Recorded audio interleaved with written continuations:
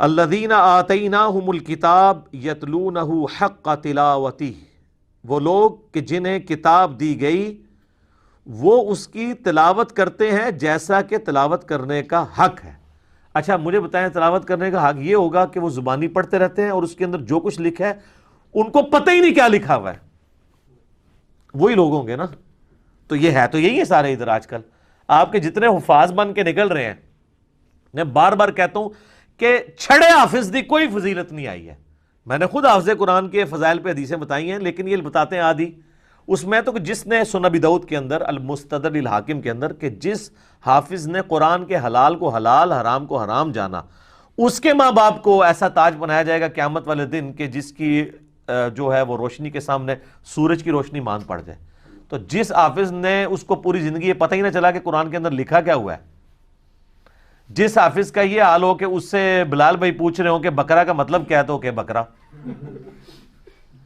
تو سورۃ البقرہ تو سٹارٹ میں ہی ہے، کیوں جی بقرہ ہی کیا سی نا انہیں، ہاں بقرہ، وہ اس نے کہا وہ پنجابی اردو والا بقرہ ہے، تو یہ بقرہ ہے عربی والا گائے۔ تو جس بندے کا یہ لیول ہے، اس حافظ نے اگر آپ کو تراویحیں پڑھانی ہے، اس نے اپنے ماں باپ کو کہاں لے کے جانا ہے؟ آپ ذرا خود فیصلہ کر لیں، جدھر خود جائے گا۔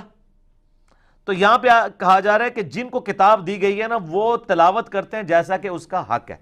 اچھا تلاوت کا ایک مطلب جو ہے نا وہ ٹو فالو کرنا بھی ہوتا ہے۔ والقمر اذا تلاہا، سورج کی پیروی کرتا ہے چاند، پیچھے پیچھے اس کے آتا ہے، تو ٹو فالو کرنا۔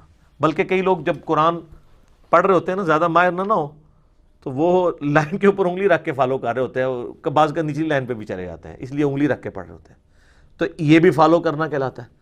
تو تلاوت کا معنی صرف اس کو ریسائٹ کرنا نہیں ہے بلکہ اس کو فالو کرنا بھی ہے، تو حق تبھی ادا ہوگا۔ باقی یہ تو ایک آیت ایسی ہے، اس پہ بھی گھنٹوں بولا جا سکتا ہے۔ میرا مسئلہ نمبر 1 ہے ہی اس پہ ہے، امام الانبیاء کی دعوت قرآن، اس میں نے آلموسٹ 50 کراس ریفرنس کے طور پہ آیات کور کی ہیں۔ اولئک یؤمنون بہ، وہی لوگ ہیں جو اس پہ ایمان رکھتے ہیں۔ اب دیکھ لیں اللہ تعالیٰ فرماتا ہے کہ جو کتاب اللہ کی پیروی کرتے ہیں نا وہی لوگ ہیں اصل میں جو کتاب اللہ پہ ایمان رکھتے ہیں۔ وَمَن یکفر، اور جو کوئی انکار کر دے گا بہ اس کا، فَأُولَئِکَ هُمُ الْخَاسِرُونَ، تو ایسے ہی لوگ ہیں خسارہ پانے والے۔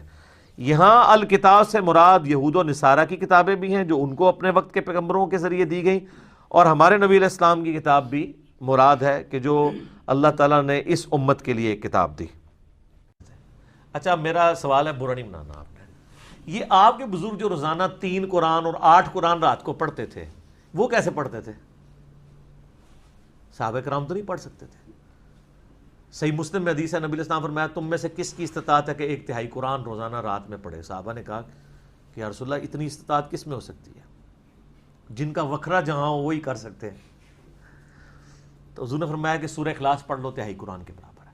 اگر یہ اپنے بابوں کے لیے کہنا کہ 24 ٹائمز وہ سورہ اخلاص پڑھتے تھے، اس سے مراد 8 قرآن، تو ہم مان لیں گے۔ بلکہ ترمذی میں تو حدیث ہے جس نے 3 دن سے کم میں قرآن پڑھا اس نے قرآن کے فہم کا حق ہی نہیں ادا کیا، اور یہ ان کو کہا جا رہا ہے جن کو عربی آتی تھی۔ جنہوں عربی آندی ہی نہیں ہے وہ اگر روزانہ 61 قرآن، 3 قرآن، 8 قرآن، وہ کہتے ہیں جی امام حنیفہ 61 قرآن پڑھتے تھے۔ 61 کس طرح؟ وہ کہتے ہیں جناب ایک قرآن جو ہے نا دن میں پڑھتے تھے اور ایک رات میں، کتنے ہو گئے؟ 60، 30 روزے ہوئے، اور ایک تراویح بھی پڑھتے تھے، 61 ہو گئے۔ اور یہ عمومی عمل تھا ان کا، کیونکہ 29 بھی روزے ہوتے تھے۔ جب 29 ہوتے ہوں گے تو پھر 2 قرآن کم ہو جاتے ہوں گے نا، 59۔ مطلب کہانی ہے لیکن اس کو ڈسکس کرنے میں تو مسئلہ نہیں ہے، جو مرضی کہانیاں کراتے رہیں جی، آپ جو مرضی لوگوں کو بتائیں۔ بہرحال یہ تراویح قیام اللیل گھر میں کروا سکتے ہیں، اور بلکہ یہ افضل ہے کہ گھر میں کیا جائے۔ اب کچھ تلک باتیں سے ریلیٹڈ ہیں، میں وہ اشارتاً کر دیتا ہوں کہ یہ اگر یہ افضل تھی اور یہ کتابوں میں لکھی ہوئی تھی تو یہ آپ کو کیوں نہیں بتائی گئی؟ اس لیے کہ یہاں پر پوری اکانومی اس سسٹم کے اوپر چل رہی ہے۔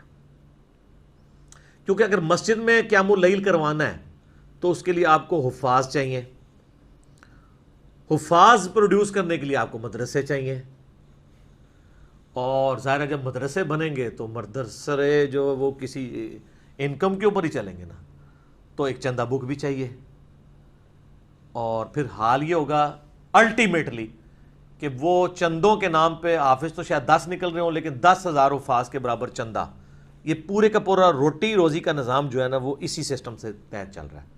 اور اگر یہ سمجھتا ہے میں جھوٹ بول رہا ہوں تو ان کو کہیں کہ حافظ قرآن کی کوئی ایک فضیلت مجھے قرآن و حدیث سے بتائیں جو چھڑے حافظ کی فضیلت ہو، جس کو قرآن کا حلال اور حرام ہونا نہ پتا ہو۔ جتنی حافظ قرآن کے فضائل ہیں وہ تو اس کے حلال کو حلال اور حرام کو حرام جاننے والی ہے۔ ابو داؤد میں حدیث ہے، مسند احمد کے اندر حدیثیں ہیں، المستدرک الحاکم میں کئی حدیثیں موجود ہیں۔ تو آپ تو طوطے بنا کے نکال رہے ہیں، ان کو تو پتہ ہی نہیں قرآن میں لکھا کیا ہوا ہے۔ یہ تو وہ لوگ ہیں کہ یہ عذاب کی آیات پڑھیں تو عوام کہتی ہے سبحان اللہ، اور وہ خود بھی جب ادھر آ کے عوام میں بیٹھے ہوتے ہیں وہ بھی سبحان اللہ کہہ رہے ہوتے ہیں۔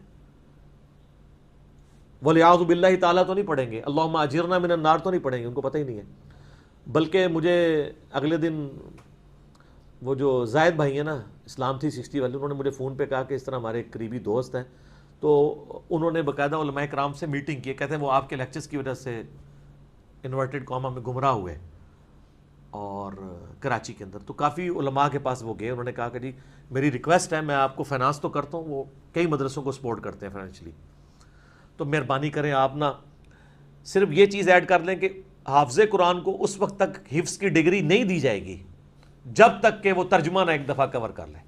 ایڈی سادی گل ہے سرکار، کوئی بھی عالم تیار نہیں ہوا اس کے لیے۔ اچھا کرتے ہیں دیکھ لیتے ہیں، میں نے کہا یار میں مان نہیں سکتا وہ یہ بھی کہیں، وہ تو سیدھے ہو جائیں گے آپ کے ساتھ، کہتے نہیں کچھ سیدھے بھی ہوئے ہیں، انہوں نے کہا یہ کام نہیں کرنا، یہ غلط ہے۔ تو میں نے کہا وہ جو دوسرے بھی کہہ رہے تھے نا وہ شرم و شرمی کہہ رہے ہیں، اندر سے وہ بھی گالیاں نکال رہے تھے، وہ تو نہیں اس چیز کو حرام سمجھتے کیونکہ ان کو پتہ ہے کہ ترجمہ آ گیا تو پھر تو یہ ہمارے گاٹے فٹ ہو جائیں گے۔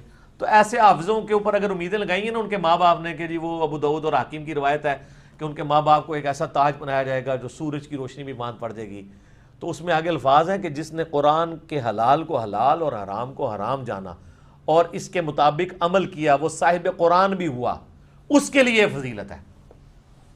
وہ کہتا ہے جی لے جائے گا جی 7 بندیاں نو، کتے لے جائے گا 7 بھی سب تو پہلے تو اپنے استاد نو لے کے جائے گا نا جنہیں بغیر ترجمے اور تفسیر دے انہوں قرآن پڑھایا سی، جتنے بھی لے کے جانا سی۔ تو انہوں پتہ ہے جو اس تو بغیر ہوئے گا تو کتنے جا رہا ہوئے گا۔ اس لیے آپ دیکھتے ہیں کہ حافظ جتنے بن کے نکلتے ہیں نا، یقین کریں ان کے جب آپ دنیا میں کرتوت دیکھتے ہیں تو شیطان بھی پناہ مانگتا ہے۔ عام بندہ اڈا بڑا شیطان نہیں بنتا جتنا حافظ بنتا ہے، یہ آپ نے اکثر سنا ہے۔ بلکہ کئی جو گنڈے ڈان ہوتے ہیں نا ان کے ساتھ باقاعدہ بولے جاتے ہیں یار وہ حافظ بھی ہے، اور تاکہ دوسرے ڈان چھوٹے موٹے ڈر جان کے اچھا یار حافظ بھی ہے۔ اس کی وجہ ایک نیچرل